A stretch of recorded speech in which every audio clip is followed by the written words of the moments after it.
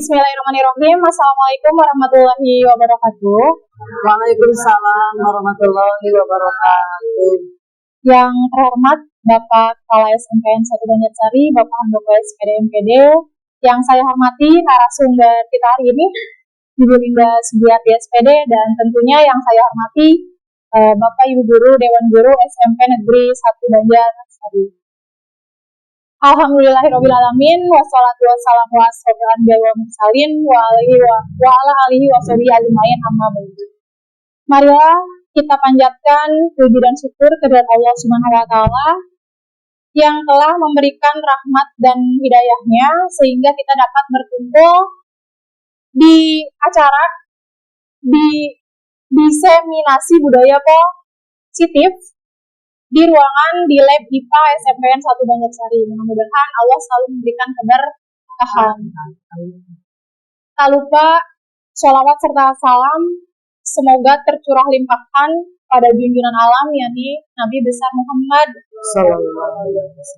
pada para keluarganya, para sahabatnya, dan kita selaku umatnya semoga mendapat syafaat di yaumil akhir. Amin amin ya robbal alamin. Baik, Bapak Ibu yang berbahagia, perkenalkan nama saya Kinta Novia SPD. Di sini sebagai pembawa acara yang akan memandu sekaligus menemani Bapak Ibu semua di acara yang insya Allah sangat menarik, sangat luar biasa, diseminasi budaya positif yang akan dibawakan oleh Ibu Linda Sugiarti SPD. Baik, untuk mengefektifkan waktu, mari kita langsung saja buka acara ini dengan bacaan basmalah bersama-sama. Bismillahirrahmanirrahim. Acara selanjutnya yaitu sambutan sekaligus pembukaan yang akan disampaikan oleh Bapak Kepala SMP Negeri 1 Banjarsari yang terhormat kepada Bapak Handoko SPD MPD, disilakan.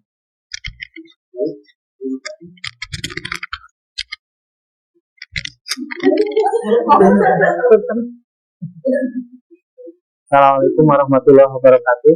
Waalaikumsalam warahmatullahi wabarakatuh. Bismillah, alhamdulillah, wassalatu wassalamu ala rasulillah wa ala alihi wa sahbihi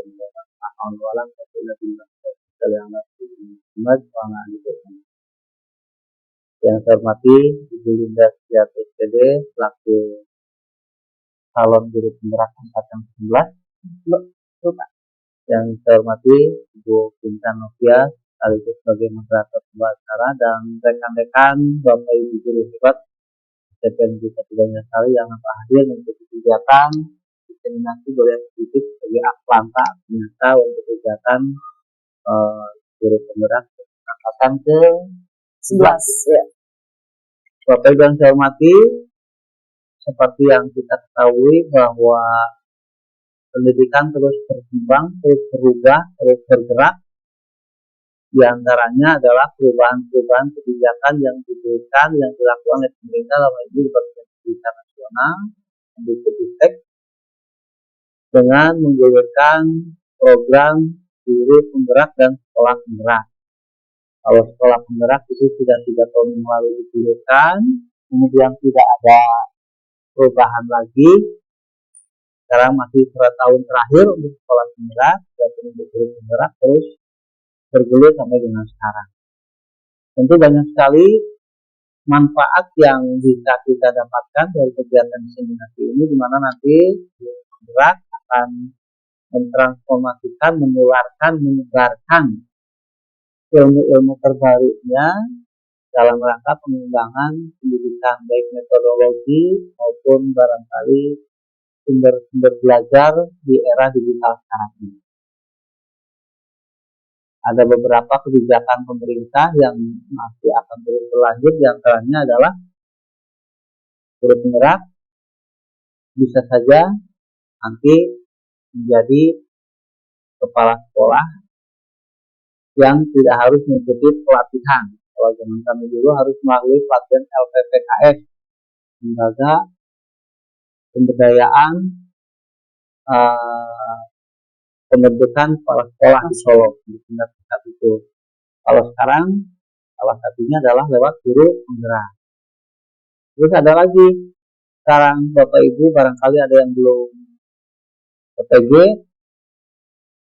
sekarang sedang berjalan juga untuk online. Jadi Bapak Ibu tidak usah harus bingung, wah orang PPG nanti di mana, di Jogja, di Bandung, di Makassar, di mana. Teman-teman, ada tahun ini di kita ada yang terpanggil PPG? Ada siapa? Pak Aan, alhamdulillah Pak Aan. Berarti di mana? Sudah ada pada UNY ya. UNY. Kalau nggak UNY berarti itu misalnya itu kalau kita. Karena itu barangkali Bapak Ibu yang belum PPG terus bersemangat untuk memenuhi kriteria, tapi dengan syarat begini, karena sekarang hubungannya itu oleh sistem, maka Bapak Ibu ikuti sistem itu. Jelah lamun dulu itu itu tidak produktif buat Bapak Ibu. Mungkin sekarang nggak terasa, tapi 5-10 tahun yang akan datang orang lain tidak di sini, Bapak Ibu masih di sini. Karena apa? Karena tidak mau mengikuti target memenuhi persyaratan itu. Jadi tolong ikuti proses yang ada. Karena itu sekali lagi selamat beraktivitas. Mudah-mudahan kegiatan diseminasi ini membuahkan sebuah hasil karya yang bermanfaat, yang inovatif untuk meningkatkan mutu pendidikan khususnya di sekolah. Terima kasih kepada panitia guru penggerak Dinas Pendidikan Provinsi kami dan juga pada narasumber dan segala macamnya untuk yang telah bisa memfasilitasi kegiatan ini. Bisa saja barangkali yang bisa saya sampaikan. Semoga kegiatan ini berjalan aman, lancar sesuai dengan apa yang ditargetkan. Kita tutup dengan wassalamualaikum warahmatullahi wabarakatuh. Waalaikumsalam warahmatullahi wabarakatuh.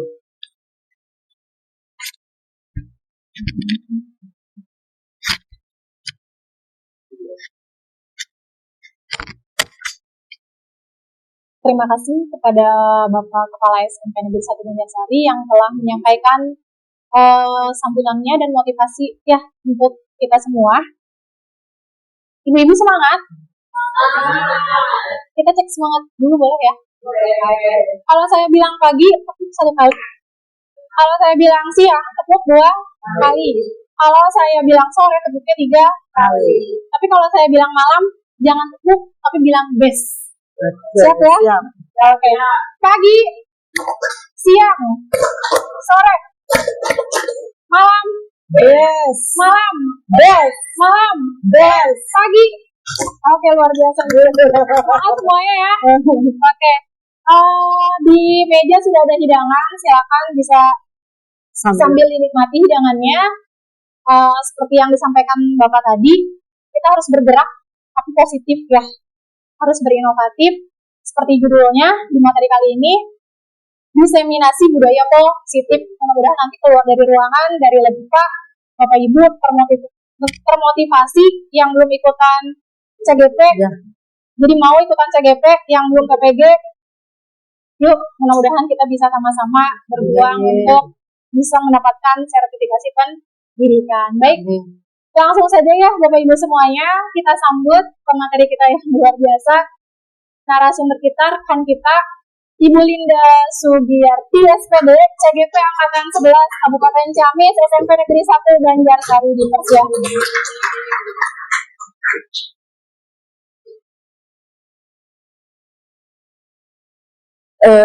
Terima kasih kepada Ibu Kinta Novia sebagai moderator kita di pagi hari ini. Assalamualaikum warahmatullahi wabarakatuh. Rabbi sahri sadri wa yassirli amri wahlul 'uqdatam min lisani yafqahu qawli. Amma ba'du. Pertama, marilah kita panjatkan puji dan syukur kehadirat Ilahi Robbi bahwasannya pagi hari ini kita bisa berkumpul dalam acara diseminasi budaya positif aksi nyata modul 1.4. Selawat dan salam tak lupa kita curahkan kepada junjungan Nabi besar Muhammad Sallallahu Alaihi Wasallam, kepada keluarganya, kepada sahabatnya, dan kepada kita selaku umatnya. Yang terhormat Bapak Kepala SMP Negeri 1 Banjarsari, yang saya hormati Bapak Ibu Guru hebat SMP Negeri 1 Banjarsari.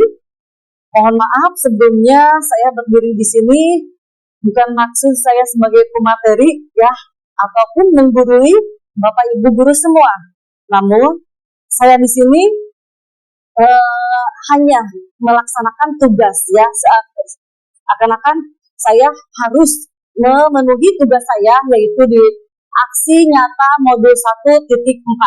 Jadi alhamdulillah sudah kurang lebih 2 bulan saya mengikuti pendidikan guru penggerak, dan di akhir modul 1.4 itu saya harus menyelesaikan aksi nyata diseminasi budaya positif.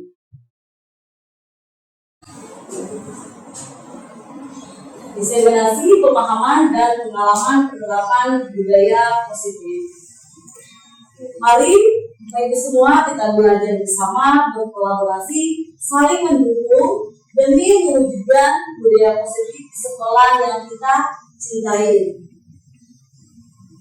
Nah, slide berikutnya di sini saya akan membacakan tujuan pendidikan menurut Ki Hajar Dewantara, yaitu menuntun segala program yang ada pada anak-anak agar mereka dapat mencapai keselamatan dan kebahagiaan yang setinggi-tingginya, baik sebagai manusia maupun sebagai anggota masyarakat. Oleh sebab itu, pendidik hanya dapat menuntun tumbuh atau hidupnya kekuatan program yang ada pada anak-anak agar dapat memperbaiki lakunya, bukan dasarnya hidup dan tumbuhnya kekuatan program anak. Nah, Bapak Ibu, di sini saya menggarisbawahi keselamatan dan kebahagiaan. Jadi peserta didik kita itu harus merasakan keselamatan dan kebahagiaan di sekolah kita. Tentu saja ya, ketika kita di awal pembelajaran, ya, kita selalu berdoa, dan di akhir juga kita selalu berdoa supaya kita selamat ya, dan kebahagiaan. Di sini kebahagiaan tentu saja peserta didik kita itu harus selalu bahagia, Bapak Ibu ya. Jadi ketika peserta didik kita bahagia, otomatis ilmu yang kita transfer ke peserta didik juga akan diterima. Beda lagi ketika peserta didik merasa tidak bahagia, merasa bosan, ya, merasa bete ataupun sedih. Nah, mereka akan menerima ilmu dari kita itu hanya masuk ke telinga kanan dan keluar dari telinga kiri ya. Beda kalau kita lagi bahagia ya. Jadi pesan kita harus tercipta rasa aman dan rasa bahagia. Kemudian di sini saya garis bawahi menuntut ya, menuntut. Nah, di sini bahwa kita sebagai guru harus bisa membimbing peserta didik kita ke arah yang lebih baik. Ya. Bukan berarti kita harus memaksa tidak sesuai dengan kehendak peserta didik kita. Nah, arti budaya merupakan bahasa yang berasal dari Sanskerta, yaitu budaya yang memiliki arti budi dan akal. Sedangkan dalam bahasa Inggris yaitu culture, dari bahasa Latin culture yang artinya mengolah atau mengerjakan. Nah, budaya merupakan pola atau cara hidup yang terus berkembang oleh sekelompok orang dan diturunkan pada generasi berikutnya. Nah, di sekolah kita tentu mempunyai budaya yang sangat bagus yang selalu kita lakukan dan selalu turun-temurun ya dari generasi ke generasi berikutnya. Contohnya Bapak Ibu semuanya ya, ketika kita pembiasaan di hari Jumat ya, jadi pembiasaan itu selalu dilakukan oleh kita berdoa sebelum dan setelah pembelajaran, terus membaca surat-surat pendek, melaksanakan sholat duha. Nah, itu budaya yang baik yang harus terus kita lestarikan dan akan kita turunkan dari generasi ke generasi. Nah, budaya positif. Apa itu? Budaya positif adalah nilai-nilai dan kebiasaan di sekolah yang berpihak pada murid agar mereka dapat berkembang menjadi pribadi yang kritis, penuh hormat dan bertanggung jawab sesuai dengan profil pelajar Pancasila. Nah, di sini saya menggarisbawahi berpihak pada murid, ya. Jadi segala sesuatu yang kita lakukan itu harus berpihak pada murid ya, Bapak Ibu semuanya. Nah, jadi harus berpihak pada murid atau student center. Nah, jangan sampai kita di kelas teacher center ya, jadi apa yang berpusat pada guru. Nah, jadi kita harus selalu berpusat pada murid. Oke, di sini ada konsep utama modul budaya positif ya. Yang pertama perubahan paradigma belajar, terus disiplin positif, kebutuhan dasar manusia, motivasi perilaku manusia, restitusi kontrol dulu, keyakinan kelas, dan yang terakhir segitiga restitusi. Oke, slide berikutnya pembelajaran dengan paradigma baru. Apa itu? Pembelajaran dengan paradigma baru dilakukan berdasarkan prinsip pembelajaran yang berdiferensiasi sehingga siswa belajar sesuai dengan kebutuhan dari tahap perkembangannya untuk mewujudkan profil pelajar Pancasila. Nah, di sini saya menggarisbawahi pembelajaran yang berdiferensiasi. Nah, Bapak Ibu, apakah sudah melakukan pembelajaran berdiferensiasi? Sudah ya? Nah, betul sekali. Kita sudah melakukan pembelajaran berdiferensiasi, yaitu pembelajaran yang adil buat peserta didik. Adil itu bukan berarti kita menyamaratakan, tetapi kita harus menyesuaikan, ya, menyesuaikan apa yang dibutuhkan oleh peserta didik. Ketika peserta didik kita unggul dalam bidang visual, nah, kita bisa menggunakan metode dengan menambahkan gambar-gambar. Terus peserta didik dengan menggunakan auditory, ya audio ya, kita bisa menggunakan dengan listening gitu kan ya. Terus lagi di dalam pembelajaran prosedur kan kita ya pembelajaran pembelajaran teks prosedur, yaitu ketika kita bisa membuat sebuah teks itu tidak hanya satu tema. Biasanya ya dulu saya selalu menyuruh peserta membuat masakan gitu kan. Nah, tetapi di dalam pembelajaran berdiferensiasi ini kita bisa menyesuaikan tema sesuai dengan kebutuhan peserta didik itu. Contohnya ketika anak suka masak, nah anak itu bisa membuat prosedur dengan tema memasak.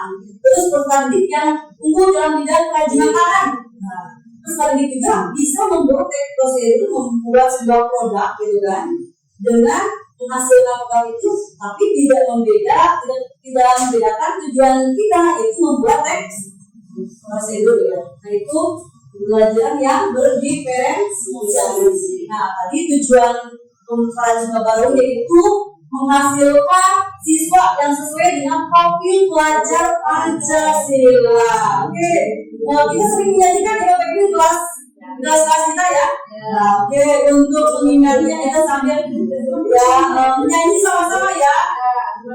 Oke, yuk sama-sama. Kita berdiri semuanya. Ya, langsung saja ya. 1, 2, 3. Belajar Pancasila, beriman dan bertakwa pada Tuhan Yang Esa dan berakhlak mulia. Kebinekaan global gotong royong ini, kreatif dan tenaga kritis. Lagi belajar Pancasila, beriman dan bertakwa pada Tuhan Yang Esa dan berakhlak mulia. Kebinekaan global gotong royong mandiri, kreatif dan tenaga kritis.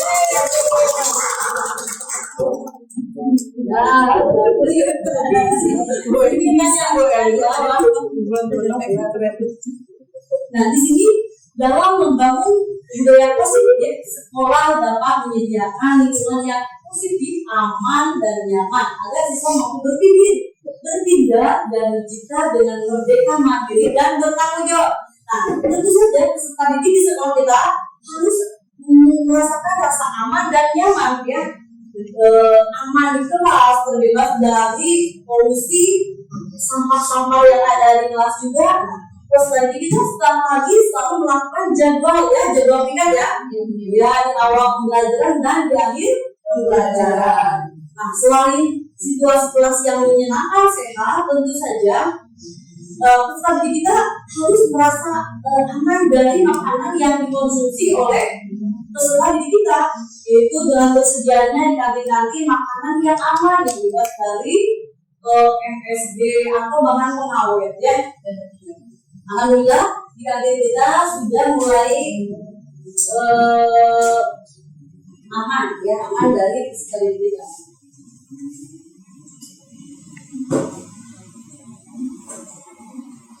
Oke, di sini Bapak Ibu semua ada sebuah kepalan tangan. Coba Bapak Ibu semua angkat semua tangan ya, tangan kanannya, tangan kanannya. Bayangkan Bapak Ibu semua di dalam kepala tangan ini ada sebuah mutiara atau berlian yang Bapak Ibu anggap di sini sangat berharga ya, ya, sangat berharga sekali di sini sampai kita harus mengorbankan nyawa kita untuk mempertahankan apa yang ada di dalam kepala tangan ibu guru semua ya. Nah, kira-kira jika ada seseorang, baik itu kepala sekolah ataupun siapapun yang ingin membujuk dengan cara membujuk, merayu ataupun dengan cara ancaman yang untuk membuka kepala tangan ibu dia, apa ibu dia akan membukanya? Tidak, ya, tidak. Berarti ibu dia tidak akan melakukan untuk membukanya karena dalam tersebut sangat berbahaya. Di sini ada miskonsepsi teori kontrol menurut ya.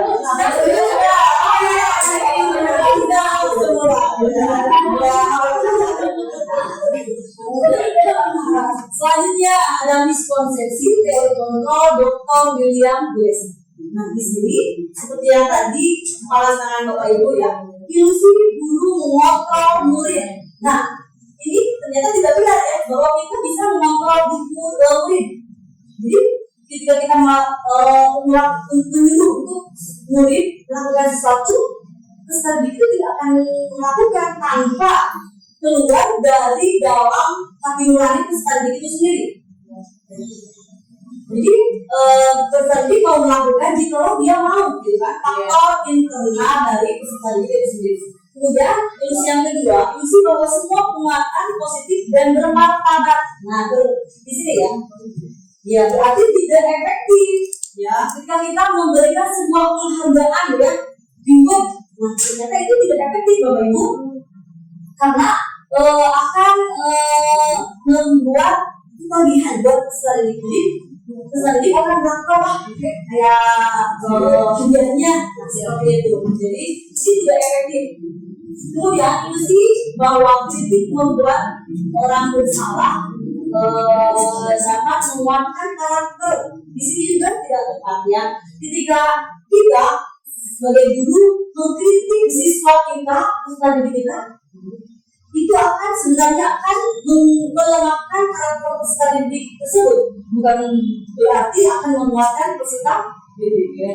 Terus yang terakhir ada ilusi bahwa orang dewasa memiliki hak memaksa. Nah di sini ya, kita sebagai guru mungkin sebagai orang dewasa juga selalu memaksa kepada peserta didik kita, tapi itu tidak tepat ya. Jadi tidak tepat bahwa orang dewasa memiliki hak untuk memaksa. Di sini ada stimulus respon dan teori kontrol. Yang pertama, realitas kebutuhan kita sama. Menurut teori kontrol bahwa realitas kebutuhan kita berbeda. Jelas sekali ya, kebutuhan kita itu sangat berbeda. Terus semua orang melihat yang sama. Nah, menurut teori kontrol setiap orang memiliki gambaran yang berbeda. Itu saja ya, kita melihat sesuatu itu pasti akan berbeda-beda menurut cara pandang kita masing-masing ya. Terus kita mencoba membawa orang berpandangan sama dengan kita, sedangkan menurut teori kontrol kita berusaha memahami pandangan orang lain tentang dunia. Selanjutnya, perilaku buruk dilihat sebagai suatu kesalahan. Menurut teori kontrol bahwa semua perilaku memiliki tujuan. Nah, seperti studi kita, ketika studi kita melakukan suatu kesalahan ya, baik jadi guru semua, mereka itu bukan melakukan kesalahan, tetapi mereka mempunyai tujuan ya. Orang lain bisa mengontrol saya, sedangkan menurut teori kontrolnya hanya Anda yang bisa mengontrol diri Anda sendiri. Betul sekali, hanya diri kita yang bisa mengontrol diri kita sendiri. Saya bisa mengontrol orang lain. Menurut teori kontrol, Anda tidak bisa mengontrol orang lain ya. Jadi kita tidak bisa mengontrol peserta didik kita ya. Terus pemaksaan ada pada saat rujukan gagal. Kolaborasi dan konsensus menciptakan pilihan-pilihan baru. Kemudian model berpikir menang dan kalah. Menurut teori kontrol itu model berpikir menang-menang ya. Jadi kita carinya win-win solution. Selanjutnya yaitu disiplin positif. Disiplin adalah kemampuan memerintah diri sendiri dalam mengontrol dan menguasai diri untuk memilih tindakan yang mengacu pada nilai-nilai yang kita hargai dengan bertanggung jawab tanpa perintah orang lain. Nah, nilai-nilai yang kita hargai adalah nilai kebajikan, yaitu sifat positif manusia yang merupakan tujuan mulia yang ingin dicapai oleh individu. Itu nilai-nilai dalam profil pelajar Pancasila. Nah, sebagai pendidik, tujuan kita adalah menciptakan anak-anak yang memiliki disiplin diri sehingga mereka bisa berperilaku dengan mengacu pada nilai-nilai kebajikan universal dan memiliki motivasi intrinsik bukan ekstrinsik. Disiplin positif merupakan salah satu cara penerapan disiplin yang bertujuan untuk menumbuhkan kesadaran serta memberdayakan anak untuk melakukan sesuatu tanpa paksaan ya, tanpa paksaan, ancaman ataupun hukuman. Jadi kita berusaha ketika peserta didik melakukan suatu tindakan itu bukan karena suatu paksaan ataupun hukuman dan ancaman. Jadi harus berdasarkan kemauan diri sendiri ya, dari faktor dalam peserta didik itu sendiri. Nah, nilai-nilai kebajikan, apa itu nilai-nilai kebajikan? Nah, yaitu sifat-sifat positif manusia yang merupakan tujuan mulia yang ingin dicapai setiap individu. Menurut Dr. William Blazer, pada teori kontrolnya merupakan bahwa dengan mengaitkan nilai-nilai kebajikan yang diyakini seseorang, maka motivasi intrinsiknya akan terbangun sehingga menggerakkan motivasi diri dalam untuk mencapai tujuan mulia yang diinginkan. Nah, di sini ibu-ibu hebat semua, nilai-nilai kebajikan ya. Apa saja yang termasuk dalam nilai-nilai kebajikan? Itu ada rasa peduli, ada rasa terus terangan, bersihan, semangat, tanggung jawab, kolaborasi. Nah, ini adalah nilai-nilai yang termasuk dalam kebajikan. Nilai-nilai kebajikan apa yang harus kita teruskan, Bapak Ibu, yang kita harus lestarikan di sekolah kita? Tanggung jawab, ya, gotong royong, ya, kolaborasi, ya, terciptanya suasana yang berdisiplin dan keamanan dan keadilan. Jadi nilai-nilai kebajikan ini harus terus kita membangunkan dan jaga di sekolah kita ya, biar terus terlaksana. Selanjutnya ada kebutuhan dasar manusia. Nah, realitas kebutuhan setiap orang berbeda. Kita harus berusaha memahami pandangan orang lain tentang dunia. Setiap orang memiliki gambaran yang berbeda ya. Di sini ada kebutuhannya. Yang pertama belonging, rasa kasih sayang dan cinta damai ya. Terus power, penguasaan, ada freedom, kebebasan, ada survival, bertahan hidup dan fun, itu kesenangan. Nah, di sini 5 kebutuhan dasar manusia ya. Yang pertama tadi sudah disebutkan kebutuhan bertahan hidup, kebutuhan akan pilihan, kebutuhan untuk merasa senang, kebutuhan untuk diterima, dan kebutuhan kemampuan atas kemampuan. Nah, kelima kebutuhan di sini harus terpenuhi oleh peserta didik kita, ya. Mereka harus merasa tercukupi. Namun ketika ada salah satu kebutuhan di dalam peserta didik yang tidak tercukupi, nah peserta didik itu akan melakukan suatu tindakan, ya, tindakan supaya kebutuhan itu tercapai, terpenuhi. Selanjutnya, nah Bapak Ibu, mari kita simak teori kebutuhan dasar menurut Dr. William Blazer. Salam dan bahagia Ibu dan Bapak Guru hebat. Untuk membangun budaya sekolah yang positif dengan lingkungan yang aman dan mendukung murid untuk menjadi pribadi yang berdaya, seimbang, dan bahagia, salah satu upaya yang dapat dilakukan oleh guru adalah memahami kebutuhan dasar yang mendasari perilaku murid. Pada video kali ini, kita akan membahas tentang 5 kebutuhan dasar manusia.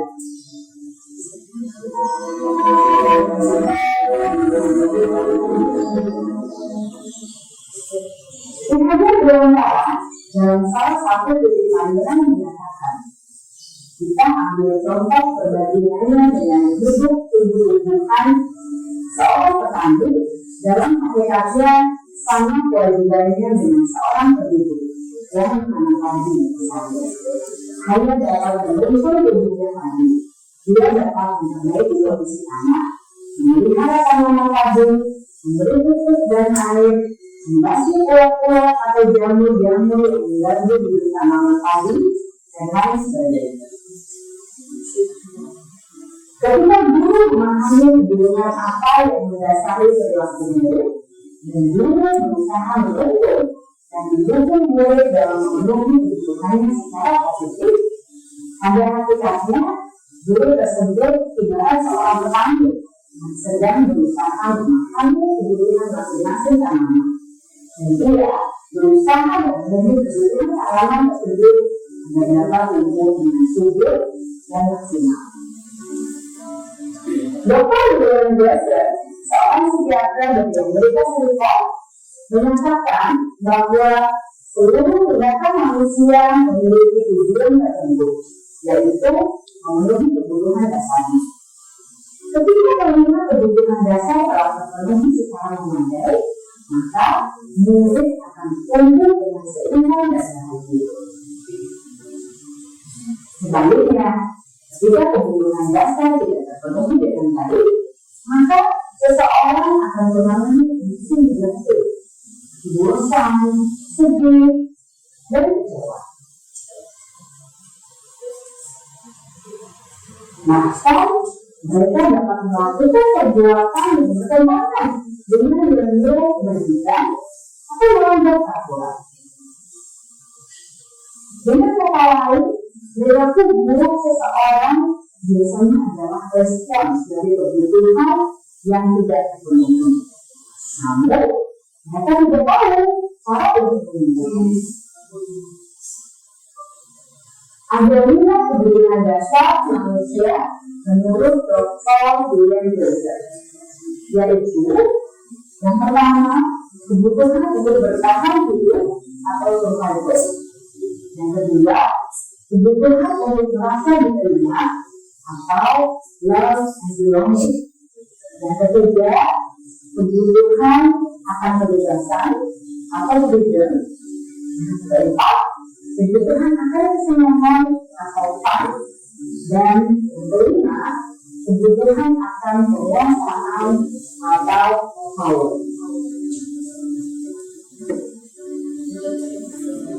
Kebutuhan dasar yang pertama adalah kebutuhan yang bersifat fisiologis untuk bertahan hidup atau survival. Misalnya, kesehatan, lemak, dan makanan. Kebutuhan biologis sebagai bagian dari proses reproduksi termasuk kebutuhan untuk tetap bertahan hidup. Kebutuhan untuk merasa aman juga termasuk dalam kebutuhan ini.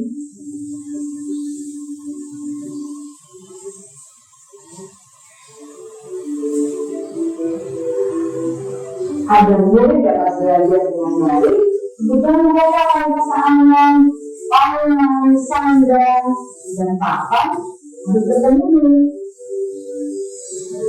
Bagaimana mungkin mereka dapat belajar dengan baik bila mereka datang ke sekolah dengan perut yang lapar atau juga dengan mereka kebanjiran?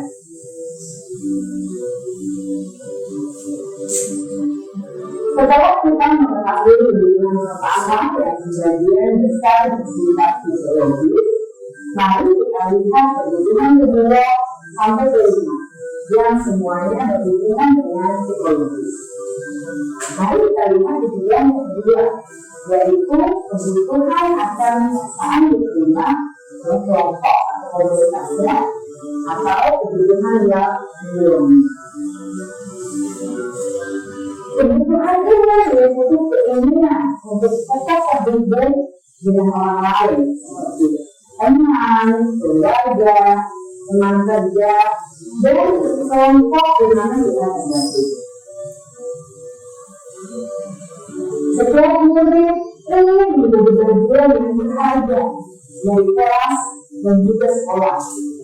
Mereka juga ingin diterima oleh orang lain dari kelompoknya. Bahkan, murid berterima kasih pun jauh berdasar hatinya pasti ingin merasa diterima. Sebagai guru, seharusnya kita dapat menerima murid apa adanya, sesuai dengan kodratnya. Karena setiap murid adalah unik, mereka memiliki kekuatan masing-masing, sehingga guru seharusnya bisa menciptakan kesempatan untuk murid kolaborasi dan memiliki terkait emosi satu sama lain. Murid-murid yang memiliki kebutuhan yang besar untuk merasa diterima, biasanya mereka belajar kalau suka pada gurunya. Mereka juga suka bekerja dalam kelompok. Kebutuhan yang ketiga adalah kebutuhan akan kebebasan, kebutuhan membuat pilihan. Murid harus diberi kesempatan untuk membuat pilihan dan bertanggung jawab atas pilihan yang mereka telah ambil. Beri mereka kebebasan bukan berarti membiarkan mereka melakukan apa saja yang mereka mau, melainkan lebih memberi mereka kesempatan untuk membuat pilihan, menyuarakan pendapat mereka dan percaya diri, dan memberi mereka kesempatan untuk mencoba hal yang baru. Pembelajaran dengan metode yang beragam dan menarik juga akan memenuhi kebutuhan murid tentang kebebasan ini. Pembelajaran berdiferensiasi di mana guru menyediakan beberapa jenis tugas yang bisa dipilih oleh murid sesuai dengan mereka, sangat baik untuk mengembangkan murid menjadi lebih mandiri dan memiliki motivasi internal. Karena kebutuhan akan kebebasan pada dasarnya adalah kebutuhan untuk mandiri, memiliki otonomi, memiliki pilihan, dan mampu mengendalikan arah diri sendiri.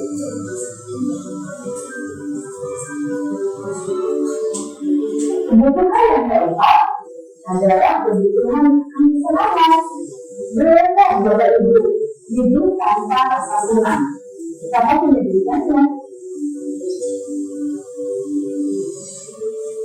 Belajar menghubungkan kebutuhan akan kesenangan dengan belajar. Jangan sekalikan kebutuhan murid untuk merasa senang di kelas. Sebagai guru, jangan ragu-ragu untuk sengaja memasukkan kegiatan yang menyenangkan dalam kelas. Murid-murid dengan kebutuhan dasar kesenangan yang tinggi ingin menikmati apa yang mereka lakukan. Mereka juga konsentrasi tinggi saat mengerjakan hal-hal yang disenangi.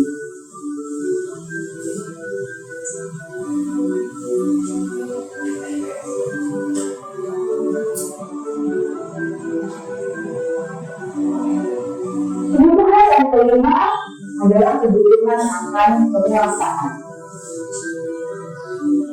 Setiap murid memiliki kebutuhan untuk merasa kompeten, menjadi terampil, diakui pencapaian dan keterampilannya, didengarkan, bisa membuat dampak dan pengaruh, dan memiliki rasa harmoni. Maka sebaiknya diberi kesempatan untuk membuat keputusan tentang hal-hal yang penting dalam hidupnya dan tidak merasa dikontrol oleh sistem sekolah. Pada murid yang telah menginjak usia remaja, seringkali mereka merasa tidak memegang kendali atas kehidupannya sendiri.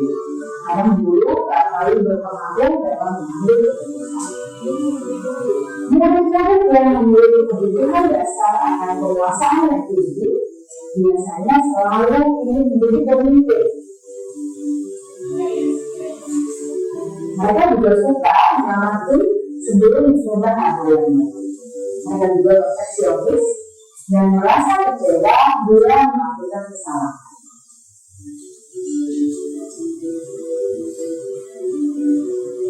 Ibu dan bapak guru sangatlah penting bagi kita untuk mengetahui kebutuhan dasar murid-murid agar kita memahami alasan dibalik sikap dan tingkah laku mereka. Bila murid berperilaku buruk atau melanggar peraturan sehingga tindakannya tidak sesuai dengan yang sudah dijanjikan, maka guru harus mencari tahu alasan yang mendasari tindakan tersebut dan kebutuhan apa yang dia terpenuhi. Melalui percakapan dengan guru dalam pendekatan guru positif, murid dapat diajar untuk bersikap aktif dalam mengenali kebutuhan-kebutuhan yang berusaha mereka penuhi dan mendasari tindakan mereka. Jika guru mengabaikan perilaku buruk murid, maka perilaku tersebut akan berpengaruh pada suasana kelas yang kurang kondusif dan akan berpengaruh pada tujuan dari pendidikan itu sendiri. Ibu bapak guru hebat, mari kita menjadi guru yang lebih baik dengan memahami kebutuhan dasar murid-murid kita, menyenangi mereka, membimbing mereka untuk menjadi pribadi yang berdaya, seimbang, dan bahagia. Salam dan bahagia, ibu dan bapak guru. Itulah penjelasan tentang 5 kebutuhan yang dibutuhkan oleh tadi. Nah, selanjutnya, ibu guru hebat semua, di sini ada sebuah kasus ya. Pak Budi, guru kelas 7 SMP Harapan Bangsa, sedang bingung menghadapi ulah salah satu murid di kelas bernama Agus. Beberapa anak telah datang dan mengeluh Agus yang seringkali meminta makanan dan jajanan mereka dengan paksa. Jika ibu guru hebat semua menghadapi situasi seperti Pak Budi, apa yang akan ibu guru hebat semua lakukan? Menurut Anda, apa kira-kira alasan Agus melakukan hal itu? Oke, di slide selanjutnya, ya, dalam konteks penerapan disiplin positif, Pak Budi sebaiknya mencari tahu alasan Agus melakukan tindakan tersebut agar mengetahui kebutuhan mana yang sedang berusaha dipenuhi oleh Agus. Ya, di sini nomor 1 itu ada Agus lapar dan orang tuanya tidak memberi bekal atau uang jajan. Jadi Agus itu membutuhkan apa? Iya, bertahan hidup atau survival. Ya. Selanjutnya di sini Agus merasa bosan dengan makanan yang ada di rumah. Jadi Agus mengambil makanan dari temannya ya. Kebutuhan apa yang dibutuhkan oleh Agus yaitu kebebasan atau freedom. Nah, selanjutnya teman Agus jadi perhatian ke Agus. Gara-gara Agus mengambil makanan itu ya. Nah, kemudian apa yang harus terpenuhi oleh Agus? Cinta dan diakui. Iya, cinta dan diakui ya. Selanjutnya Agus hanya iseng dan menikmati ekspresi wajah teman-temannya yang kesal. Nah, itu termasuk dalam kebutuhan senang. Tidak cuma senang ya, ketika temannya kesal. Dan terakhir dia merasa hebat karena temannya takut dan menuruti keinginannya. Nah, di sini kebutuhan apa? Kebutuhan penguasaan atau power ya. Selanjutnya teori motivasi perilaku manusia.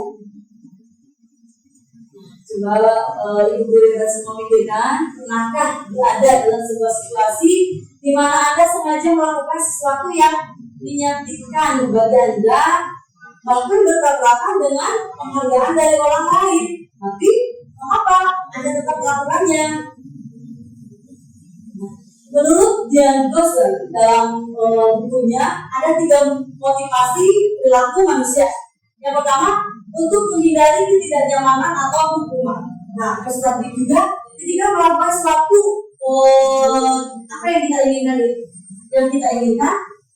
hanya karena hukuman ya atau ketidaknyamanan, berarti itu faktor dari 2 ya, faktor eksternal.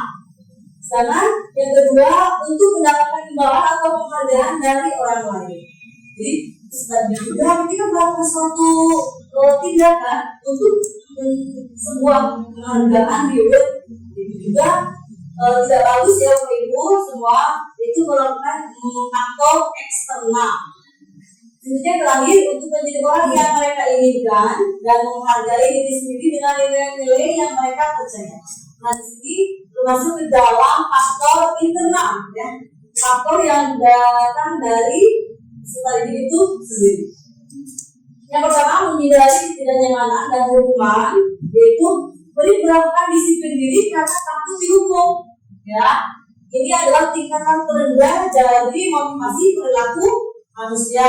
Yang kedua, untuk mendapatkan imbalan penghargaan dari orang lain. Jadi melakukan disiplin diri karena ia menginginkan imbalan atau reward ya. Motivasi ini suatu tingkat di atas motivasi yang pertama. Terus yang ketiga, untuk menjadi orang yang mereka inginkan dan menghargai diri sendiri dengan nilai-nilai yang mereka percaya. Nah, Murid melakukan disiplin diri karena sadar akan nilai kebajikan. Ini adalah motivasi yang paling bagus dan akan membuat seseorang memiliki disiplin yang positif. Konsep disiplin dengan identitas jaga. Hubungan itu berarti menyakitkan, tidak nyaman, ya.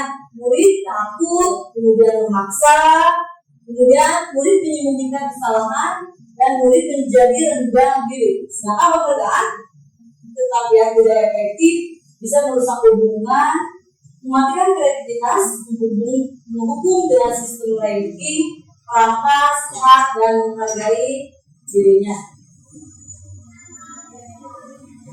Konsekuensi ya, konsekuensi adalah merupakan pengaruh jangka pendek, perlu monitoring berkelanjutan, stimulus respon, murid menghormati peraturan, kehilangan waktu untuk mengurangi kesalahan. Sedangkan restitusi, murid bertanggung jawab atas perilakunya, fokus pada pemecahan masalah jangka panjang, murid menghormati dirinya dan orang lain.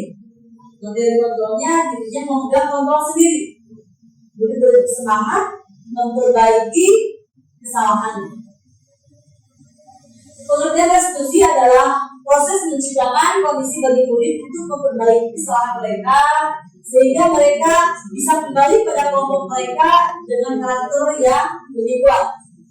Ciri-ciri restitusi bukan menembus kesalahan, namun belajar dari kesalahan. Kemudian memperbaiki hubungan, tawanan, bukan paksaan. Beruntung untuk melihat di dalam diri, mencari kebutuhan dasar yang mendasari tindakan. Kemudian fokus pada karakter bukan tindakan, kemudian menguatkan dan fokus pada solusi. Nah, di sini hukuman bersifat tidak terencana atau tiba-tiba, bersifat satu arah, bisa berupa fisik atau psikis. Sedangkan konsekuensi sudah terencana ya, sudah terencana, sudah disepakati, diberikan berdasarkan satu data yang umumnya dapat diukur.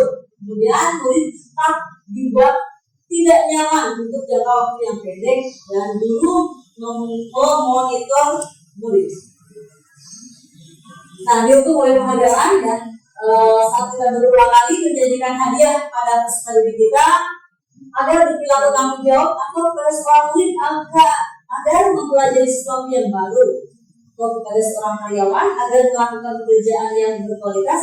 Nah, kita sedang berasumsi mereka tidak dapat melakukannya atau mereka tidak bisa memilih untuk melakukannya. Nah, jelas sekali ya, kita sebagai guru ketika memberikan sebuah penghargaan kepada peserta didik, ya, nanti kita yakin bahwa peserta didik itu tidak mampu untuk melakukan apa yang kita harapkan. Jadi dengan adanya sebuah reward, sebuah penghargaan, kita berusaha supaya peserta didik itu meraih apa yang kita lakukan. Jadi itulah sebuah penghargaan tidak efektif.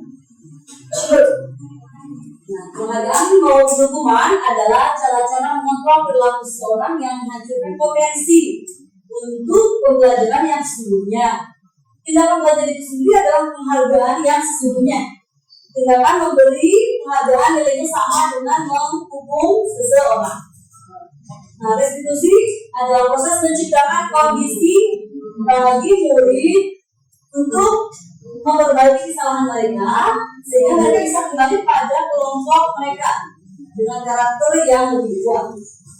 Merupakan proses kolaboratif yang mengajarkan murid untuk mencari solusi untuk masalah yang mereka hadapi ya, dan membantu murid berpikir tentang orang seperti apa yang mereka inginkan dan bagaimana mereka harus memperlakukan orang lain. Nah, di sini hukuman tadi dulu menghukum siswa hormat bendera selama 10 menit, itu termasuk dalam hukuman ya. Guru marah dan murid menjadi takut. Namun konsekuensi di sini guru memberikan konsekuensi untuk mengerjakan PR-nya saat istirahat atau dikerjakan sebanyak 2 kali. Guru tegas dan siswa menghormati peraturan. Sedangkan restitusi, guru menanyakan keyakinan kelas atau dirinya dan membantu siswa menyelesaikan masalahnya. Guru terbuka dan siswa menghormati dirinya dan orang lain. Selanjutnya, mari kita berlatih guru hebat semua. Di sini apakah termasuk ke dalam hukuman atau termasuk ke dalam konsekuensi? Lari mengelilingi lapangan basket 2 kali karena terlambat hadir di sekolah. Hukuman, ya, oke. Hukuman apa? Karena di sini tidak ada kaitannya ya, terlambat dengan mengelilingi bola basketnya, lapangan bola basketnya. Kemudian membersihkan coretan yang dibuat di meja tulis. Apakah hukuman atau konsekuensi? Konsekuensi. Ya, betul sekali, konsekuensi ya. Terus murid diminta untuk push up 15 kali karena tidak menggunakan masker di sekolah. Hukuman. Menggantikan kertas tugas teman yang telah dicoret-coret. Oke, betul sekali, konsekuensi. Berjemur di lapangan basket untuk 12 siang karena ngobrol dengan teman. Ya, hukuman. Murid diminta bertelanjang kaki sepanjang hari karena tidak menggunakan sepatu warna hitam sesuai peraturan sekolah. Ya, hukuman. Yang terakhir, berdiri di depan kelas sambil mengangkat kaki satu karena tidak bisa menjauh dayang. Ya, keren sekali ya Bapak Ibu. Yang selanjutnya, restitusi posisi kontrol mulut. Nah, 5 posisi kontrol restitusi. Yang pertama, menghukum. Yang kedua, membuat merasa bersalah. Yang ketiga, sebagai teman. Dan selanjutnya, pengantor. Dan yang terakhir, manajer. Nah, di sini ada motivasi eksternal dan motivasi intrinsik ya. Nah, sebagai guru, sebagai penghukum, ketika guru menghardik, menunjuk-nunjuk, menyakiti dan menyindir. Nah, nanti kita kalau sudah seperti itu, kita sebagai penghukum. Namun, di sini sebagai pembuat merasa bersalah, guru berceramah, menunjukkan kekecewaan ya. Sebagai teman, membuatkan alasan-alasan untuk muridnya. Terus sebagai pemantau, menghitung dan mengukur. Dan sebagai manajer, mengajukan pertanyaan-pertanyaan. Nah, contohnya sebagai penghukum, kalau kamu tidak melakukannya, saya akan marah sebagai pokok ya. Tapi kalau pembuat orang merasa bersalah, kamu sudah mengecewakan ibu nak, kamu sudah mengecewakan bapak nak, seperti itu ya. Terus kalau kita sebagai teman, nah di sini ada anak-anak apa itu untuk ibu, nanti kita sebagai teman. Kemudian posisi kita sebagai pemantau, kita bisa ngomong dengan apa peraturannya, apa konsekuensinya. Tapi ketika kita sebagai manajer, apa yang kita yakini? Terus apa kamu meyakini hal tersebut? Kalau kamu meyakininya, kamu mau memperbaikinya, mau nggak kamu memperbaikinya seperti itu ya.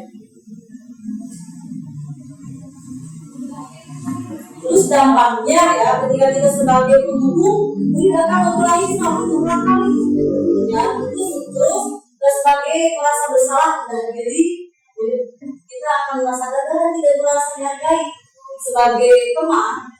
Terus tadi kita akan tergantung kepada kita, makanya si beliau memang gitu kan ya. Terus ketika kita sebagai pemantau, nanti itu akan menjadi berdampak pada dampak di sini. Wah, memang kayak gitu hadir seperti itu kan.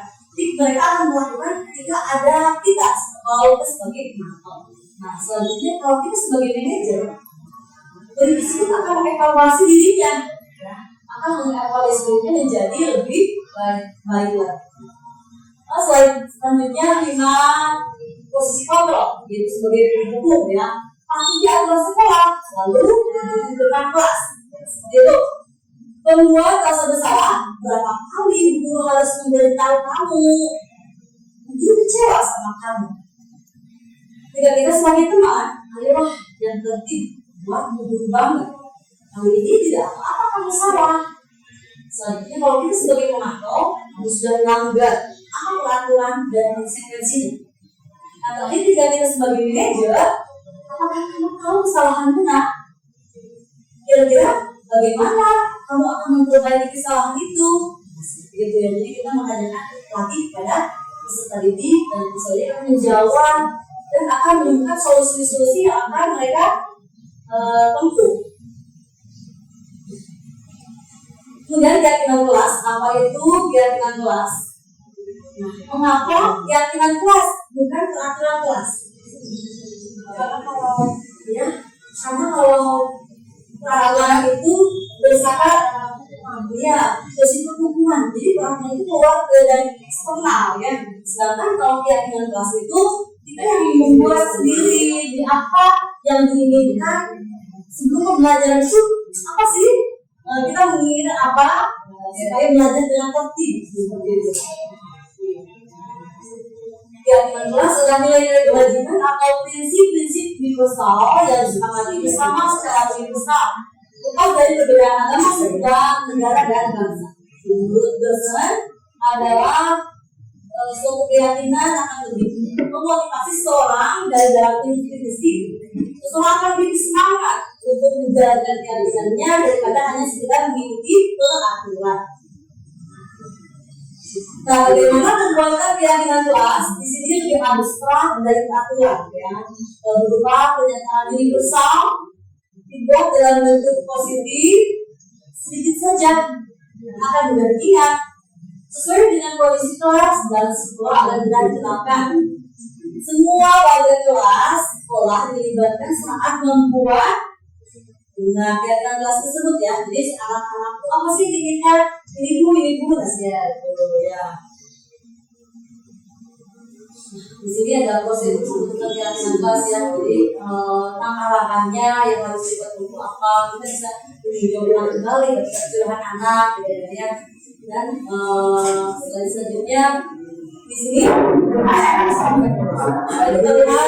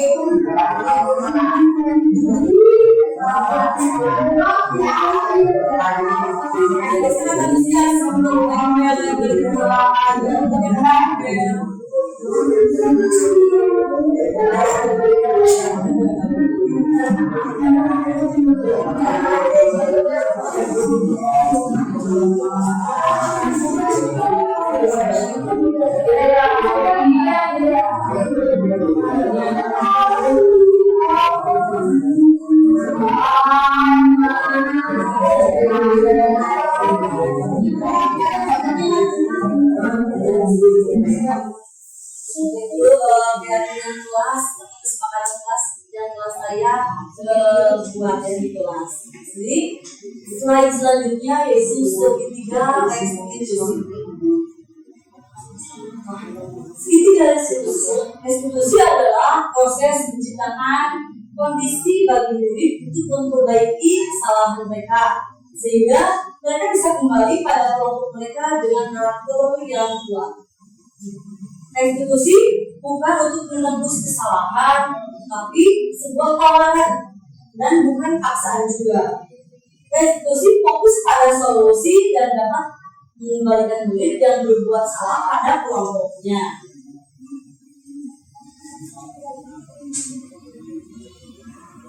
Nah, di sini ada segitiga restitusi ibu kita semua ya. Ketika tadi melakukan suatu kesalahan, kita harus mengikuti langkah-langkah segitiga restitusi ini untuk menyelesaikan permasalahan yang dihadapi oleh peserta didik. Apa saja segitiga restitusi ini? Yang pertama, menstabilkan identitas. Jadi ketika peserta didik melakukan kesalahan, kita harus bisa menstabilkan identitas dulu. Dengan setiap orang pasti melakukan kesalahan, nah kamu bukan satu-satunya yang pernah melakukan kesalahan. Langkah berikutnya setelah menstabilkan identitas, kita harus memvalidasi tindakan yang salah, yaitu kamu melakukan kesalahan, tentunya kamu mempunyai alasan ya. Aku yakin ya, kalau seperti itu kamu punya alasannya. Jadi itu alasan mengapa kamu melakukan itu. Adakah cara yang lebih efektif untuk mendapatkan apa yang kamu butuhkan? Yang terakhir, langkah selanjutnya itu menanyakan keyakinan. Jadi setelah memvalidasi, kita menanyakan keyakinan kelas apa yang telah kalian langgar. Contohnya sering sadari dan mengamati, terus usaha apa yang akan dilakukan untuk apa yang akan kamu lakukan, seperti itu ya. Jadi itu menanyakan keyakinan apa yang akan dibuat oleh study itu untuk kembali mereka melakukan disiplin.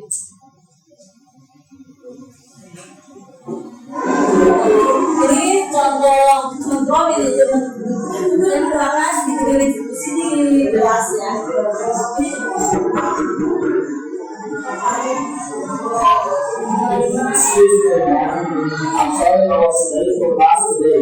Ini main dari luar apa?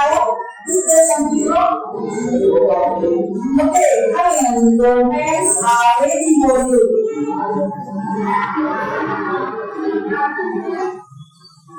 Oke, sekarang kita mulai. Bagaimana waktu hari ini? Ya, orang tahu nggak apa yang disampaikan sama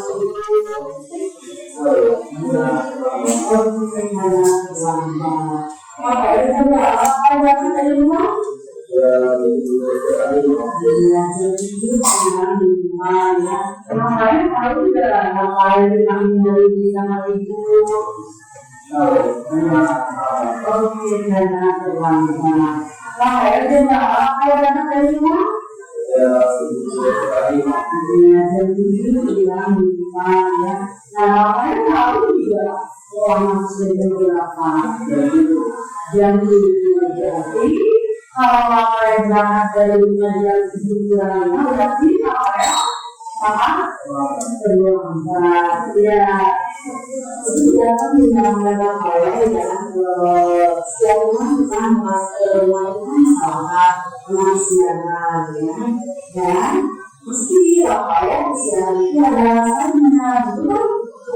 Ya, coba.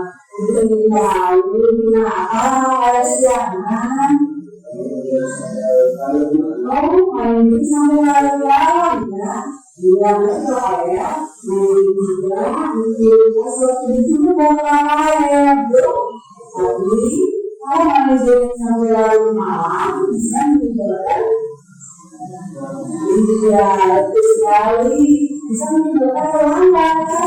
Kenapa? Karena hidupnya pasti kalau menawarkan dan bisa kalau sekolah jadi apa? Jadi tidak apa?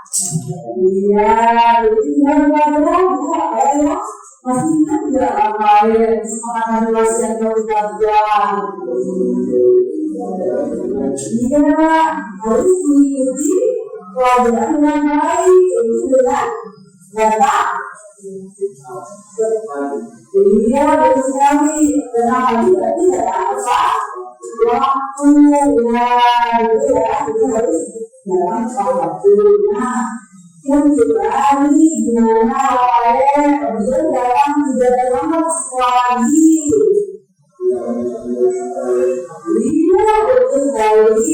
Lagi ya, sudah menemukan solusinya. Jadi ini juga sampai harus mulai kembali sudah yang bisa melakukan mulai nanti jadi yang benar itu iya selesai aja betul sekali ya. Jadi sekarang makanya digunakan dan ini sampai larut malam.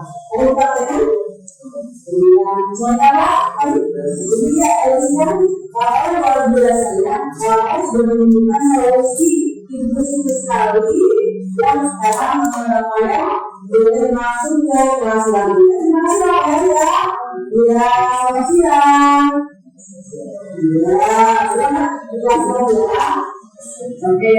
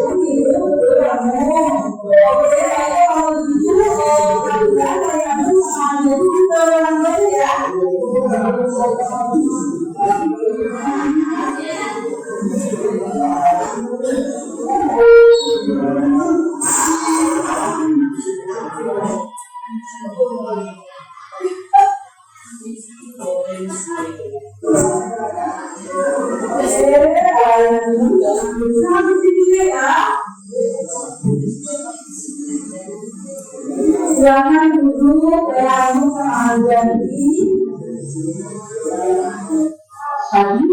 ajaran sama dengan berarti ya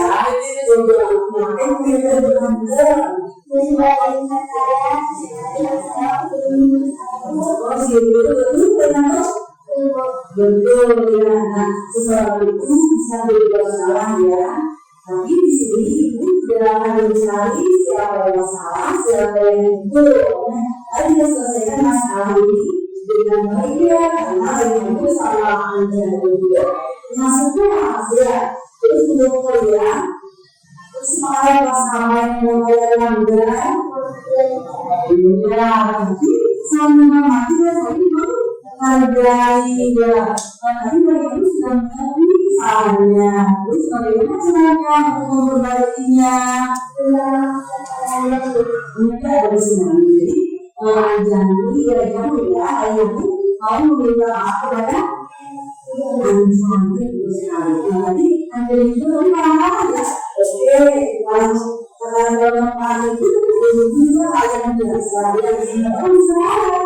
Tapi tadi ayahmu itu pasti punya alasan tidak. Nah, di sini tidak terjadi siapa yang merasa betul. Tadi tidak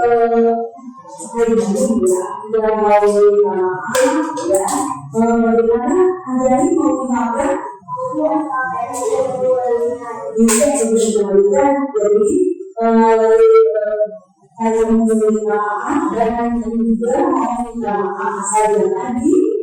Ya, oke. Nah, silakan kalian saya memaafkan. Terus yang masih dimaafkan, kalian boleh langsung ke kelas lagi ya. Oke, sambil makan dulu. Ya, masih ya, soalnya silakan kalian untuk masuk ke kelas kembali. Oke, terima kasih. Iya, terima kasih ya. Selamat. Baiklah, tiga restitusi yang telah saya terangkan. Sekian pemaparan dari saya. Mohon maaf apabila ada banyak kesalahan. Wabillahi taufiq wal hidayah. Assalamualaikum warahmatullahi wabarakatuh. Saya kembali lagi kepada Ibu Fitna sebagai guru.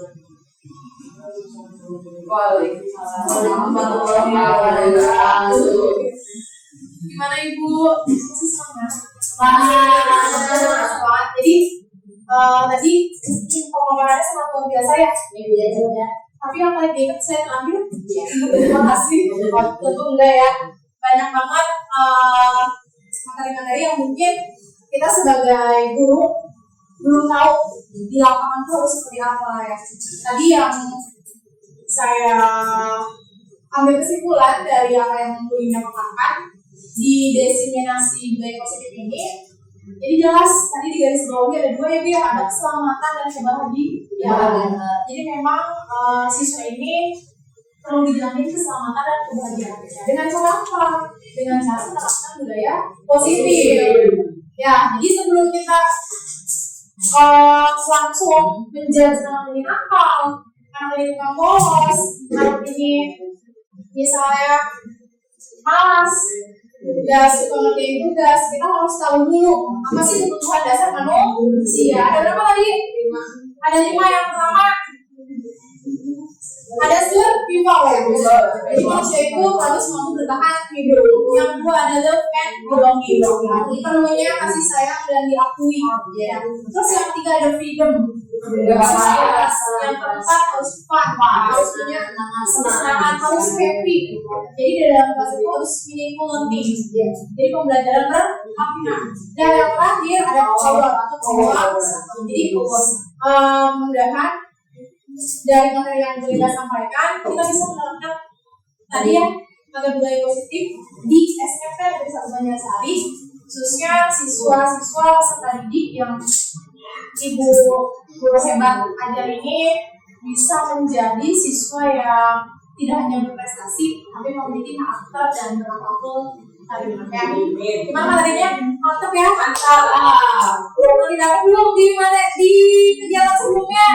Belum di sini? Ya. Nanti CGP? Oke. Saya minta tepuk tangan yang luar biasa. Terima kasih Ibu atas sharing session tadi Ibu Linda berkata bukan memberikan materi, tapi di sini kita sharing untuk apa? Untuk sama-sama memajukan sekolah kita yaitu SMA Negeri 1 Banjarsari. Baik, Bapak Ibu guru hebat yang luar biasa, selamat menjalankan aktivitas. Mohon maaf apabila ada kesalahan. Terima kasih atas perhatiannya. Bila taufiq wal hidayah. Wassalamualaikum warahmatullahi wabarakatuh. Waalaikumsalam warahmatullahi wabarakatuh.